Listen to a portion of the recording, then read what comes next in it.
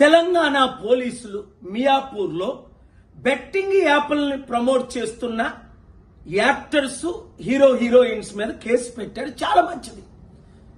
ఈ యాక్టర్స్ కి ఈ హీరోయిన్స్ కి ₹1 2 కోట్లు తీసుకొని బెట్టింగ్ యాప్లు ప్రమోట్ చేయడం న్యాయమా?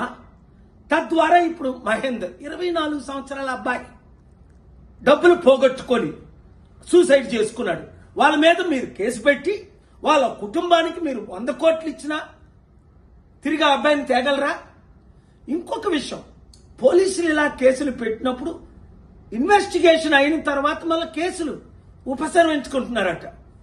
దానికి ఉదాహరణ మన అల్లు అర్జున్ జైల్లో పెట్టారు, 100 కోట్లు అందేయట, మళ్ళీ కేసు లేకుండా నీళ్ళు గాల్చేశారట. అలా కాకుండా నేను ఇచ్చే 2 సలహాలు. ఒకటి, మీరు హీరోయిన్స్ కనీసం మాదిరిగానే ఉండాలి కదా. మీరు 100 కోట్లు సంపాదించుకుంటున్నారు, మీరు సొంతంగా చారిటీలు చేయండి, లేదంటే నోరు మూసుకొని ఊరుకోండి.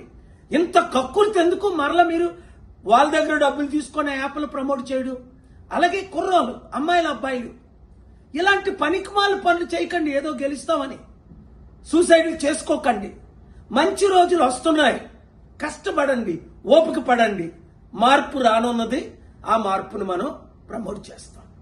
ఈ వీడియో ప్రతి ఒక్కరికి అందేటట్టు షేర్ చేయండి.